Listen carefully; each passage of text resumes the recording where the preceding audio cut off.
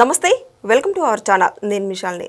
తిరుమల తిరుపతి దేవస్థానంలో కల్తీ నెయ్యి వ్యవహారం చూస్తుంటే సిట్టు దూకుడు పెంచింది. అయితే ముఖ్యంగా మాజీ ఈవో ధర్మారెడ్డి అయితే ఈ కేసుకు సంబంధించి అప్రవర్గా మారారు. అయితే ఇక ఏం జరగబోతుంది, ఇలాంటి అంశాలను చర్చించబోతున్న స్టూడియోలో ఉన్నారు అనలిస్ట్ షణ్ముఖ్ గారు ఉన్నారు. వారిని అడిగే విషయాలను తెలుసుకునే ప్రయత్నం చేద్దాం. షణ్ముఖ్ గారు నమస్కారం. నమస్కారం అండి. ఈరోజు ఈ కల్తీ వ్యవహారం సంబంధించి సిట్టు దూకుడు పెంచింది. అయితే ధర్మారెడ్డి కూడా ఈ కేసుకు సంబంధించి అప్రవర్గా మారారు. అదే ఈ విషయాలు మీరు ఏం చెప్తారు దీనికి సంబంధించి?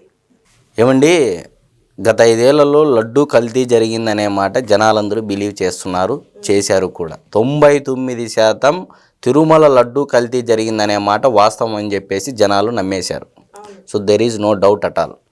అయితే ఇక్కడ ప్రధానంగా వైఎస్ఆర్సీపీ పార్టీ నుంచి వస్తున్నటువంటి ఆరోపణలు ఏంటంటే, సాక్షాత్తు వైఎస్ జగన్మోహన్ రెడ్డి గారు ప్రెస్ మీట్లో క్లియర్గా చెప్పడం జరిగింది.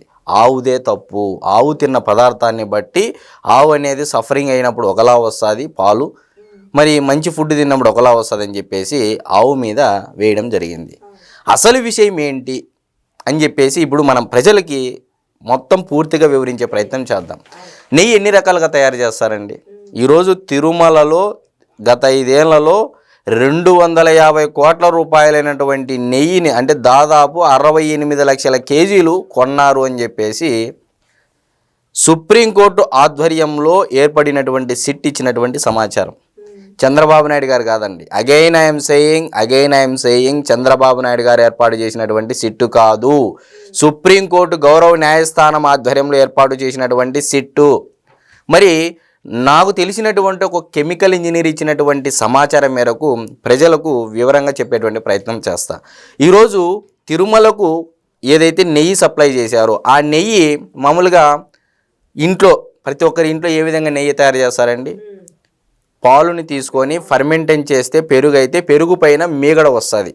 ఆ మీగడ ద్వారా అది తీసి తద్వారా నెయ్యి అనేది చేసుకోవడం జరుగుతుంది.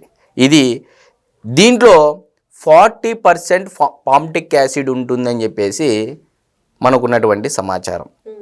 మరి ఈ పామ్టిక్ యాసిడ్ అంటే నెయ్యి స్మెల్ అనేది విపరీతంగా వస్తుంది. అంటే మళ్ళీ దీంట్లో అంటే ఆవు నెయ్యి, గేదె నెయ్యి అని చెప్పి సపరేట్ మళ్ళీ దీంట్లో. మరి ప్రధానంగా ఇక్కడ 3 యాసిడ్ల గురించి మనం చెప్పుకోవాల్సినటువంటి అవసరం ఎంతైనా ఉంది. Butyric acid, lauric acid, palmitic acid. మరి ఈ తిరుమలకు సప్లై చేసినటువంటి నెయ్యి ఏ విధంగా తయారు చేస్తారు అంటే, మామూలుగా మన ఇళ్లలో ఏదైతే పెరుగు ద్వారా మీగడ తీసి తద్వారా నెయ్యి తయారు చేస్తామో అలా ఉండదు. ఏ విధంగా ఉంటుందంటే, పచ్చి పాలనే స్కిన్నింగ్ తీసేసి, అంటే ఫ్యాట్ పక్కకు తీసి ఆ ఫ్యాట్ ద్వారా నెయ్యి తయారు చేసి అంటే సెంట్రిఫ్యూజ్ చేస్తారు. లైక్ దట్ వాషింగ్ మిషన్లో బట్టలు వేసి తిప్పితే ఎలా అవుతుందో అదే రకంగా పాలను సెంట్రిఫ్యూజ్ చేసి ఈ బ్యూటారిక్ యాసిడ్ ఏదైతే ఉంటుందో అది డెన్సిటీ ద్వారా కిందికి వెళ్ళిపోయేసి 25% ఉంటుంది అని చెప్పేసి సమాచారం. మరి ఈ బ్యూటారిక్ యాసిడ్ అంటే కెమికల్ ఫార్ములా వచ్చేసి ఆయన చెప్పినటువంటి సమాచారం మేరకే C4O అని చెప్పి చెప్పడం జరిగింది. మరి ఈ నెయ్యిలో బ్యూటారిక్ యాసిడే లేదు అని చెప్పేసి సుప్రీంకోర్టు ఆధ్వర్యంలో ఏర్పాటు చేసినటువంటి సిట్టు క్లియర్గా ఇచ్చేసింది. Again I'm saying Chandrababu Naidu గారు ఏర్పాటు చేసినటువంటి సిట్టు కాదు. మరి మరలా కొద్దిగా లోపలికి వెళితే మరి ఈ బ్యూటారిక్ యాసిడ్ తర్వాత మనం లారిక్ యాసిడ్ అని చెప్పి చెప్పడం జరిగింది. ఈ లారిక్ యాసిడ్ మామూలుగా 12% ఉంది అని చెప్పేసి NDDB report, national dairy development board ఆధ్వర్యంలో ఇచ్చినటువంటి రిపోర్ట్ గురించి మనం మాట్లాడుతూ ఉన్నాం. మరి NDDB రిపోర్ట్లో లారిక్ యాసిడ్ 12% రావడం జరిగింది. మరి నిజంగా వీళ్ళు పాల నుంచి తీసినటువంటి పాలను సేకరించి ఈ సెంట్రిఫ్యూజ్ చేసి ఏదైతే ఫ్యాటును పక్కకు తీసి తద్వారా చేసినటువంటి నెయ్యిలో 1%, 2%కి మించి లారిక్ యాసిడ్ ఉండదు అని చెప్పేసి ఎక్స్పర్ట్ చెప్తా ఉన్నాడు. మరి వీళ్ళు ఎంత చూపించారు? NDDB రిపోర్ట్లో 12% ఎక్కువ చూపించడం జరిగింది. అంటే క్లియర్ కట్గా butyric acid, lauric acid, butyric acid లేనే లేదు నెయ్యిలో, లారిక్ యాసిడ్ 12% ఉండడం జరిగింది. సో ఇక్కడ క్లియర్ కట్గా మనకు తెలిసినటువంటి వాస్తవం ఏంది?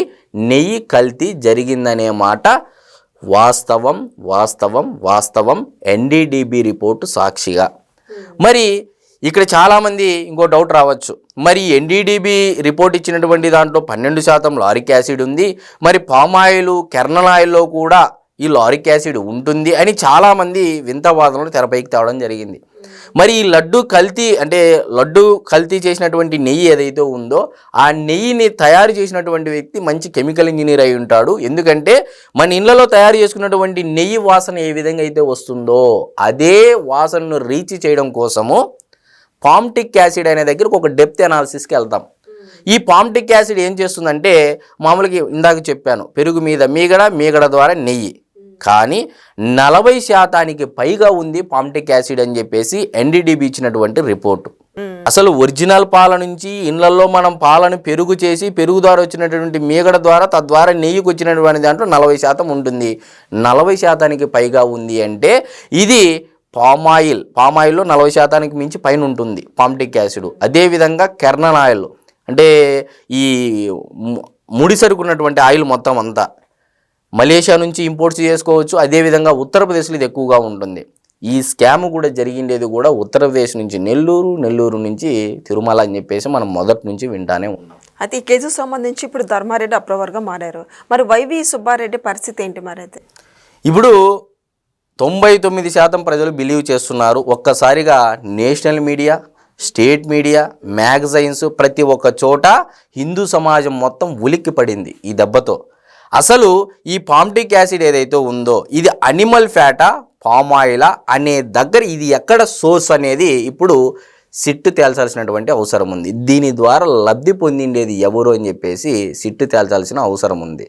ఈ విచారణ కానీ లేట్ అవుతే, అగైన్ ఐఎమ్ సేయింగ్, ఈ విచారణ కానీ లేట్ అవుతే ఇది ప్రభుత్వానికి చెడ్డ పేరు తెచ్చే విధంగా ప్రతిపక్ష పార్టీ నాయకులు అంటే వైఎస్ఆర్సీపీ పార్టీ నాయకులు ప్రజలలోకి నరేటివ్ చేస్తారు.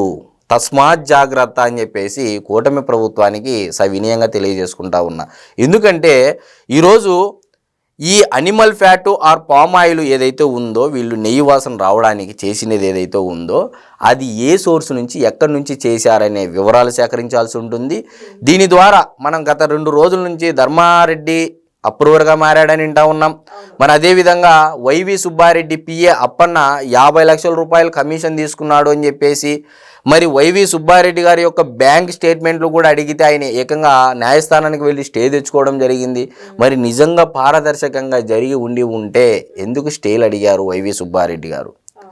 సాక్షాత్తు కలియుగ దైవము.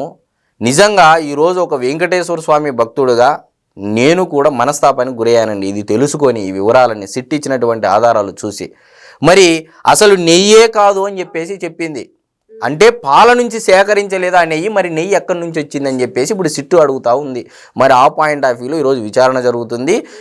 మేము కూడా హిందూ మనోభావాలను ఎవరైతే దెబ్బతీశారో దీంట్లో ఎంత పెద్దవారు ఉన్నా ఎట్టి పరిస్థితుల్లో కూటమి ప్రభుత్వం ఉపేక్షించకూడదు అని చెప్పేసి ప్రజల తరపున నేను కూడా అడుగుతా ఉన్నా. ఎందుకంటే ఇది గత కొంతకాలం నుంచి తిరుమల తిరుపతి దేవస్థానం యొక్క పవిత్రతను దెబ్బతీయడం కోసము ఎన్ని రకాలుగా నాశనం చేయాలో పవిత్రతను అన్ని రకాలుగా వీళ్ళు కంకణం కట్టుకున్నారు. చివరికి దేవుడికి పెట్టేటువంటి ప్రసాదాన్ని కూడా కల్తీ చేశారు. అంటే కలికాలం అంటే ఇది కాదా అని చెప్పేసి ప్రజలు అనుకునేటువంటి దౌర్భాగ్య స్థితి వచ్చేసింది అనేది అయితే మనం ఖచ్చితంగా చెప్పచ్చు. మరి ఇది అంతా విన్నాక చూశాక నారా లోకేష్ గారు అయితే శిక్ష తప్పదని అన్నారు. దీనికి శిక్ష తప్పదంటారా? ఏమంటారు? ఖచ్చితంగా ఆనాడు చంద్రబాబు నాయుడు గారు ఫస్ట్ ఒక కార్యకర్తల సమావేశంలో మాట్లాడుతూ తిరుమలలో లడ్డు కల్తీలో అనిమల్ ఫ్యాట్ కూడా అని ఒక ఇంటర్ప్రిటేషన్గా మాట్లాడడం జరిగింది. అంటే ఇంటర్ప్రిటేషన్ నథింగ్ బట్ ఉందేమో అన్నట్టుగా మాట్లాడడం జరిగింది. ఈరోజు అదే డిస్కషన్ సిట్టు చేస్తూ ఉంది. అంటే ఆయన ఎక్స్పర్ట్స్ని కూర్చోబెట్టుకొని అన్నీ మాట్లాడిన తర్వాత ఆ స్టేట్మెంట్ ఇచ్చారు. ఈరోజు చంద్రబాబు నాయుడు గారి మాటకు సెన్సిటివ్ వచ్చింది. అంటే చంద్రబాబు నాయుడు గారు కూడా సాక్షాత్తు శ్రీ వెంకటేశ్వర స్వామి భక్తుడు కాబట్టి ఆయన అంత అబద్ధం ఆడాల్సిన పని లేదు.